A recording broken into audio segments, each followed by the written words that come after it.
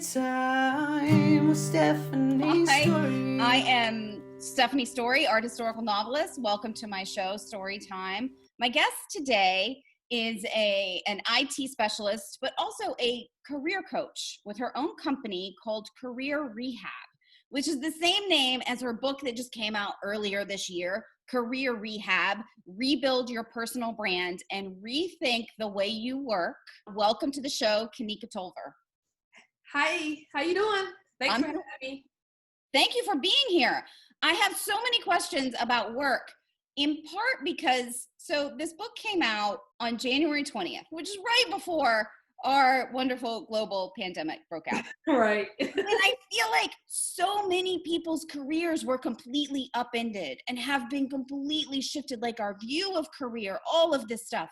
So how has your idea of career rehab changed, including becoming more urgent at this moment when we are all rethinking, I think, the way we're interacting with work and what our careers and our lives are going to look like? I think that the book is so timely because I didn't know that the pandemic was coming when I was writing the book, but I felt like so many people reach out to me and say that the book is helping them transform their career, being unemployed or doing a career change or just wanting a new job. So it has really been a blessing that the book came out during the time that it came out, but it's not a blessing that this is happening to people, like the unemployment rates, but it's a blessing that it's a resource, right? I look at the book Career Rehab as a resource. It was evergreen content that we created back in, I was writing the book all of 2019. So I had no clue that this was going to happen, but we wanted something that was evergreen content that anyone could use no matter where they were in their career. And it just so happened that the unemployment rate just skyrocketed and all of this stuff happened, right? So it's crazy timing for something like this. And I agree with you. Look, I'm not saying that the pandemic's a good thing, but as long as we're in it, to give people an opportunity to look at their careers and think, okay, but when this is all over and I can start to rebuild, how can I do that? So I love your book in that it sort of attacks rebuilding your career as like, I think of it as like rehabbing a house, which is that's exactly what I said in the book. Right, which is the metaphor you use in the beginning. And I love that because I love it about you sort of have a foundation to build off of, but you're sort of rebuilding it. What are some of the broad strokes that you tell people? What are some of the things they're going to learn when they're reading your book right now? This book has so many good concepts and themes, but I think the most important theme and one of the most important chapters, or my favorite chapter, and the chapter that I get the most feedback on, is being looking at yourself as a brand and not an employee. You can't rebuild until you start to look at yourself as an expert and look at yourself as a brand, because if we look at ourselves as employees, we're going to constantly be in this vicious cycle throughout all these different types of things that are going to happen in our lives, and even with the pandemic. So I think that is the most important thing that people get out of the book, is they're transforming their minds from being an employee to a brand, where they're owning their knowledge, their expertise, and they're being able to brand, market, and sell it into whatever job that they want. You know what's interesting about that? Because that's a really entrepreneurial way of Right. looking at work, right? Because when you're an entrepreneur, like I'm out selling my own books. That's why they're back here. You're wearing a future best-selling author t-shirt. You got to do it. But when you're an employee, that's an interesting way of how do you encourage people when they are working for somebody else to create their own brand, which is, I think it's important. I think it's fabulous. But how do you encourage people to do that when they're working for somebody else? I think that it's so important to know that you can be a little CEO of your career, even in the inside of working for an organization. So you can do that by stepping up and doing presentations, doing white papers, having a blog, having a YouTube channel, writing a book. I think it's so important for people to not just use their subject matter expertise and knowledge within the workspace, but to let the world know that it exists, because social media is kind of the way now. LinkedIn is kind of how recruiters find you, right? So if a recruiter sees that you're getting certifications, you're publishing articles on LinkedIn posts, you're delivering great content, they're gonna look at you and say, I want that rock star on my team, right? Or if that company, some companies don't want rock stars. So some companies really don't want people that want to be brands, but I think that's how you shine with a very polished profile online, to kind of say that I can go beyond my resume. I'm bigger than just where I work at. I can own my knowledge. One of the things I saw early in your book, which was interesting to me, was that you quoted a study, and I don't remember which one it was, but that approximately 51% of people are satisfied with their job, which makes me think, okay, then 49% of people in some capacity are not satisfied with their job. Have you figured out why? That feels like an epidemic to me of dissatisfaction with work. Do you know, from talking to people and from coaching with people, where that dissatisfaction comes from? People are not being able to utilize their passions and talents at work. They feel like going to work is a daunting task. Like, you're an author, right? You write books. Some people are really passionate about writing, or about, doing video or doing marketing, or being able to do more public speaking engagements just at work, not really for a business or for a book like me or you, but they just want to be out there a little bit more. And employers are not really tapping into hiring talent that they can maximize not just their technical expertise and knowledge, but some of their soft skills that they want to offer organizations. Everybody doesn't want to, look at their resume and say, oh, they have these amazing degrees and they've done these amazing things from a technical perspective. Some people say, hey, I'm bigger than just my technical skill sets. So I think that's important. And I think that finding the right leadership fit and the right culture fit is the most difficult thing. That's why I have in my book, I call it Build Your Brand by Dating Jobs, right? Because you got to find the right job that fits your personality. So I think that's a very hard, it's a hard catch with that. Well, that was an interesting thing, because when I was growing up, I was always told, no, you had to stay at a job forever. And you're talking about, you encourage people, if you stay at a job for 2 years, that's okay. Like, to not have to think about a job as something I'm signing up for life, but to move around. What's the benefit? Because it's changed so much since, you and I were growing up, and people were telling us how we were supposed to have our careers go. What's changed, and what are the benefits of switching jobs so much? That was the main reason why I wrote the book, is because I was told the same thing. I work in the federal government sector. So, a lot of family members and friends, they stay in jobs for 25, 30 years. My husband, he's been at the same agencies for 20 years.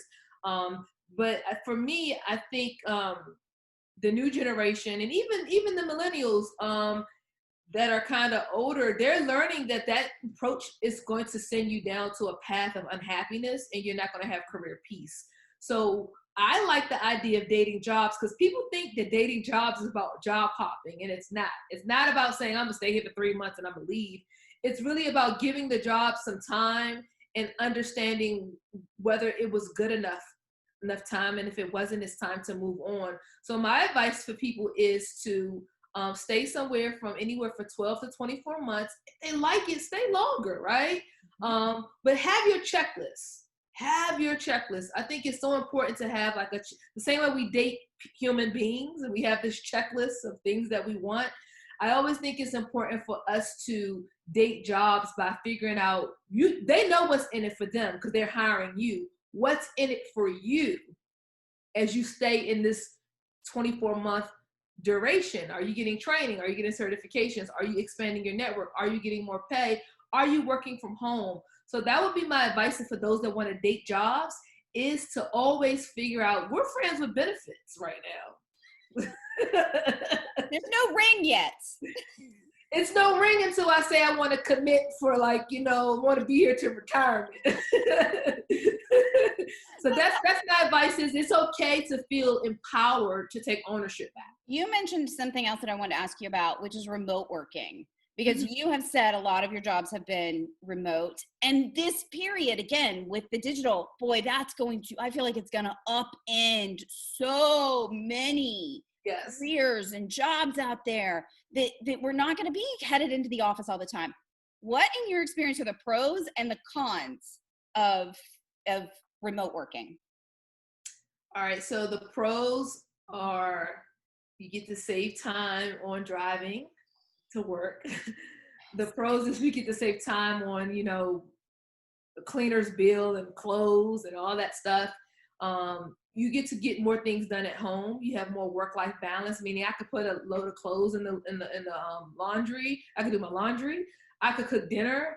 I think some of the cons are you can really miss out on humanizing within the workplace. Yeah. It takes special people. I'm very like over the top personality. So working from home could not always work for a person like me, even though I love to work from home. Sometimes you want that, interaction with human beings. People can become invisible at home. That's another con. So I'm working on some content now on how to stay visible, how to get promoted, because you can get lost in the sauce by being virtual and people can't really see you show up. So you got to show up in a different way online than you do in person, because people got to really see you produce in a different way. Okay, so now to the thing that you're wearing the shirt about, which is the thing we actually have in common. Not that we don't have work in common, we all do. But future best-selling author, which is so exciting. Okay, so why did you finally decide to put your words and your knowledge, what was it about putting it into a book that was important to you or you felt like would make a bigger impact? I mean, I just don't think you go through the process of writing a book, which is daunting and big and awful and awesome and all of those things, unless you think it's going to have an impact. So what impact did you think your book was going to have? I originally started blogging for like Glassdoor, which they're a career blog. So I started to sprinkle in this whole career rehab-ish themes into these articles, like a year, maybe about 2 years before I got the book deal. And people was like liking it. And I was like, oh, okay. Because I just said I'm in career rehab when I left my government job to go to private sector. I'm like, oh, I'm in career rehab. I'm rebuilding my career. That was just what I was going through in 2014. So then I started to blog and career coach. And then people started asking me all of these like tough questions. So I was like, man, every time people ask me tough questions, it seems like they're like trying to rebuild a part of their career or part of their life. So that's kind of like how I started to test out the things that I put in the book on my career coaching clients and on myself. How did it change your perspective on this stuff, actually putting it down into words, whether that was on your blog or in the final book? Like, did having to boil it down into, having to actually physically do the hard work of writing and revising, did it change your perspective on anything? It changed my perspective on people that don't have ghostwriters and really write their books, because it was the hardest shit I've ever done in my life. I will never, ever forget this experience. So I would say this. The concepts and the themes were already there, but that's kind of like the frame. But getting the inside pieces to that book, I wrote on the weekends. I went to the library on every weekend for 6 months. I would write from 4 a.m. to 6 a.m. before work.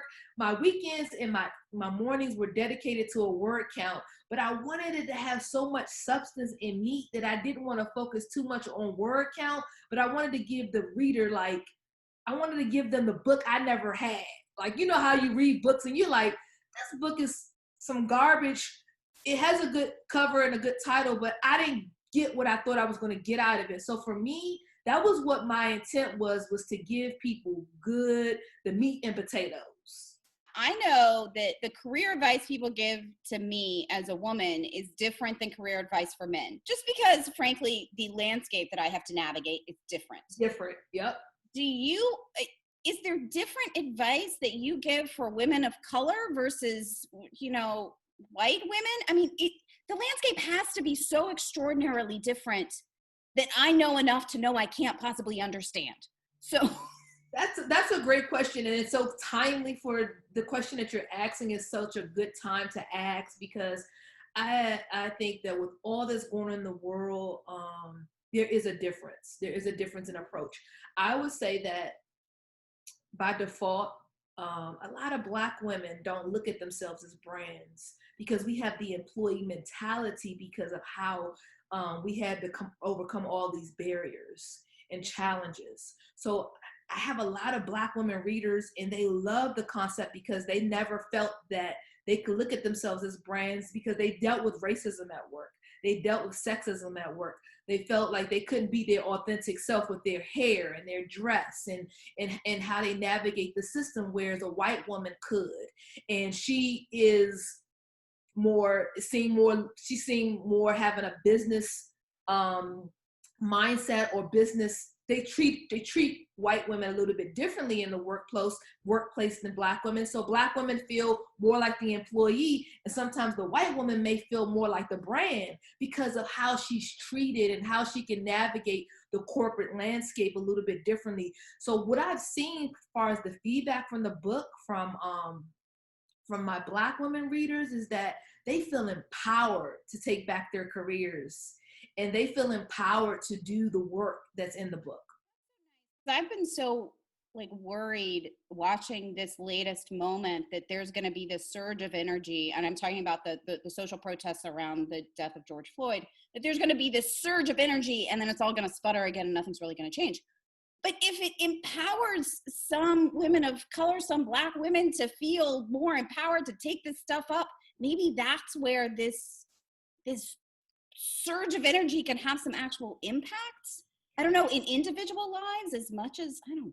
I think that you're onto something. I think that we definitely don't want to, I'm going to be kind of blunt when I say this, that I definitely, just for me, I'm going to speak for me and some of my friends that are women of color, is that we don't want fake white guilt. We want it to be authentic. We want people to really feel the pain and to understand and to understand what we've gone through. But also we want leaders that are in positions at these companies, at these Fortune 500 companies, who like some tech companies that don't hire a lot of minorities. We want you guys to put your money where your mouth is. We don't want to keep talking about diversity and inclusion, but we don't really see you actually increasing the numbers for people to get hired.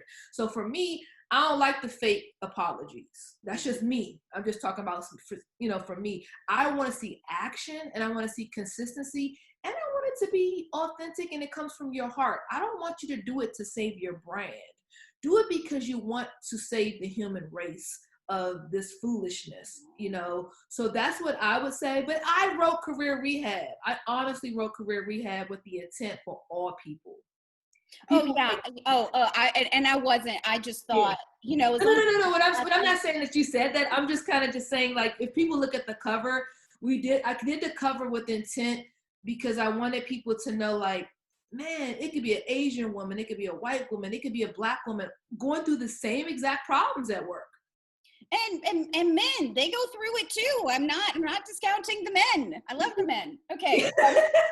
Yeah, but those are great questions. We just really want to come together and support.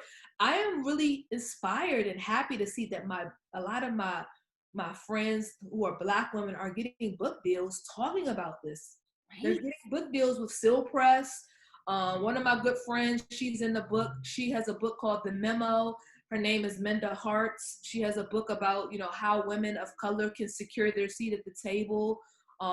She's in the book, Be You, Sell You. And then there's a list of other women that are getting book deals to bring this awareness in a book, right? I mean, we've been talking about racism for like decades, but somebody's writing books about it. And that's the amazing part, is that people are going to educate everyone about this. Now, this is not your first book. You wrote a different book called Life Rehab First, because you went through a difficult life journey in order to get where you are. My question is, could you do career rehab without having first done life rehab? So I'm going to answer that question in two parts. The first part, from a personal level, I think Life Rehab was a life-changing book. A lot of people like that book too. And I was kind of a newbie. You got to realize I'm in tech, so I didn't really think that I was even, an author. That book helped me find myself. and find my personal brand, right? Because I was going through my, late 20s up into 30, trying to find who I wanted to be as a woman, my career, my life, my marriage, just everything that I decided to wanted to have in life. I always tell people, you can't get your career right until your life is right. Right. That is what I'm thinking. I mean, I'm very career focused and have been, but first I had to get my head and my hearts and my like life going in the right direction before I could do that. And I'm back in life rehab, to be honest with you. Sorry, go ahead. I will never check out of life rehab because I'm going to continuously evolve as a human being, right? So life rehab isn't something that, oh, okay, that was just that time in my life. No, like COVID-19 and this pandemic has made me focus in on some healing, internal healing, some, focusing on my mental health. I think people don't know that authors, we need therapy too. We need help too. So I talk about anxiety and depression and stress in career rehab, which is very much related to life rehab. So I talk about that in the career diagnosis chapter because I feel like I can't tell you how to get a great job and have a great career until we get your mental together. So I think that's important to know that life rehab is an evolution of who we are and what we want to be in life. And man, a lot of us getting out of this pandemic are going to need life rehab, career rehab, body rehab.